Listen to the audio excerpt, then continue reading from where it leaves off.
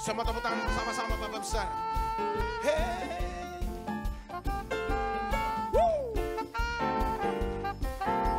Mari katakan anak Allah. Anak Allah. Yesus namanya menyembuhkan, menyucikan. Hey.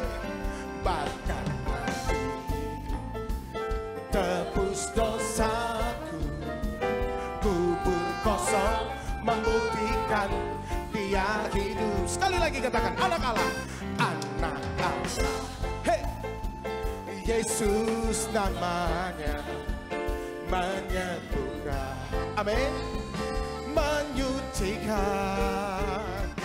bahkan mati. Katakan tebus, tebus dosaku, kubur kosong membuktikan Dia. Mari semua angkat tangannya menari ya. Sebab Dia hidup, oh, ada hari esok. Sebab Dia hidup, ku takkan tahu. Hey, karena ku tahu Dia pegang hari esok. Hidup jadi berarti sebab Dia hidup. Sekali lagi ya.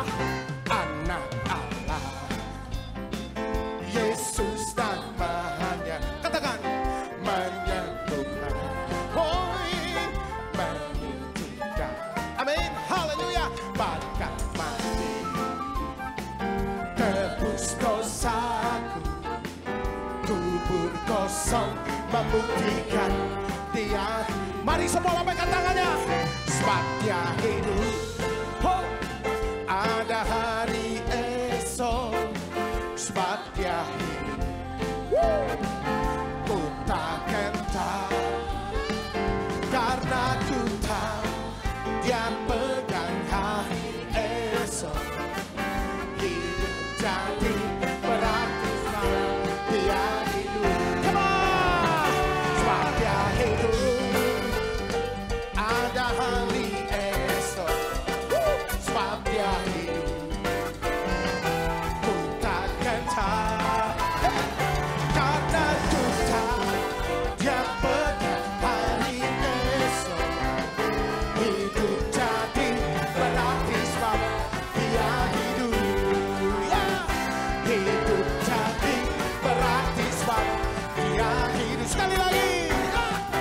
Hidup jadi berarti sebab Yesus hidup. Salam. Jumpa kembali dengan Pendeta Momon Awangsa dalam siaran Rohani Kristen hari ini. Tema kita hari ini adalah Jumat Agung, karena kita sebentar lagi akan memperingati hari kematian Tuhan Yesus Kristus. Kitab terambil dari 1 Korintus pasal yang pertama ayat yang ke-18. Demikian firman Tuhan.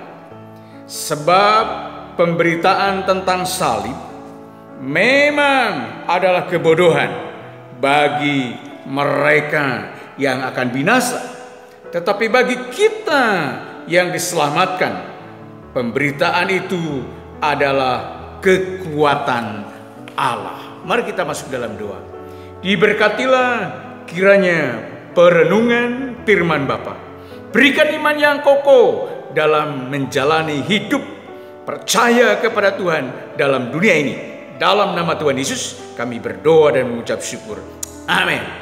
Saudara yang dikasihi oleh Tuhan, peristiwa kematian Tuhan Yesus ada 3 sekurang-kurangnya disoroti. Yang pertama adalah sesuai dengan fakta sejarah. Lalu yang kedua, saudara yang dikasihi oleh Tuhan, kesaksian para murid Tuhan Yesus. Dan yang ketiga adalah, saudara yang dikasihi oleh Tuhan, prajurit Roma menyaksikan hal kematian Tuhan Yesus di Golgota. Nah, saudara yang dikasihi oleh Tuhan, kita perlu tahu ketika jam 12 siang sampai jam 3 sore.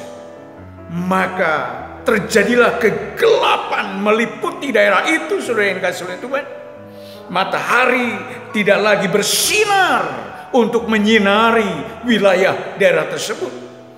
Kenapa bisa terjadi itu? Kalau kita perhatikan, kalau kita hayati secara alegoris, saudara yang dikasihi oleh Tuhan, matahari itu adalah ciptaan daripada Tuhan Yesus.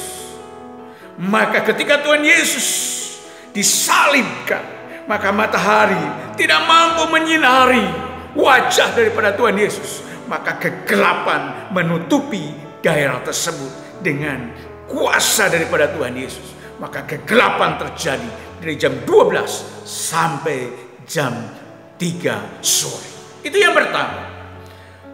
Lalu saudara yang dikasihi oleh Tuhan, yang kedua, apa yang terjadi? Yang kedua, maka terjadilah gempa bumi. Nah, saudara yang dikasihi oleh Tuhan, kalau kita perhatikan kenapa terjadi gempa bumi, saudara yang dikasihi oleh Tuhan, karena saudara yang dikasihi oleh Tuhan, bumi tidak mampu menerima darah yang kudus itu menetes di bumi ini, sehingga terjadi gempa bumi. Nah, saudara yang dikasihi oleh Tuhan, secara alegoris, kalau kita perhatikan di situ, bumi tidak mampu menerima tetesan darah yang kudus. Dan yang ketiga, saudara yang dikasihi oleh Tuhan, apa yang terjadi? Firman Tuhan berkata, maka tabir bait suci terbelah dua dari atas sampai ke bawah. Jadi bait Allah itu ada 3 tahapan. Yang pertama adalah halaman, yang kedua ruang kudus atau ruang suci, lalu yang ketiga adalah ruang maha kudus, di mana setiap tahun sekali imam besar mempersembahkan persembahan, yaitu percikan darah untuk penghapusan dosa-dosa manusia. Nah, saudara yang dikasihi oleh Tuhan, maka dengan kematian Yesus di kayu salib itulah, maka pengorbanan berhenti, karena Yesus Kristus mati sebagai korban bagi umat manusia di kayu salib untuk menebus dosa-dosa kita semua. Nah, saudara yang dikasihi oleh Tuhan, maka dengan kematian daripada Tuhan Yesus yang diperingati dalam hari Jumat Agung itu, kita harus menyadari, kita harus mengerti bahwa betapa besar kasih Allah akan dunia ini, sehingga Ia mengaruniakan anak yang tunggal, supaya setiap orang yang percaya kepadanya tidak binasa, melainkan beroleh hidup yang kekal dengan kematian Yesus di kayu salib. Mari kita buka hati kita, mari buka mata kita, mari buka pikiran kita bahwa Allah sangat mengasihi saudara dan saya. Terima kasih Bapa, terima kasih Tuhan Yesus, terima kasih Roh Kudus, karena kasih-Nya kepada kami, maka kami orang-orang yang berdosa diampuni oleh Tuhan Yesus. Terima kasih Tuhan, terima kasih. Di dalam nama Tuhan Yesus kami ucap syukur dan kami berdoa. Haleluya, haleluya, amin. Saudara yang dikasihi oleh Tuhan, angkat tanganmu di hadapan Allah dan terimalah berkat Allah. Kiranya kasih karunia, anugerah damai sejahtera, berkat yang datang daripada Allah Bapa di dalam putranya Tuhan kita Yesus Kristus, dan persekutuan dengan Roh Kudus yang akan memberkati saudara mulai hari ini sampai Maranatha Tuhan Yesus datang kedua kali. Semua katakan amin, amin, amin. God bless you. Tuhan Yesus memberkati kita semua. Haleluya, haleluya, amin.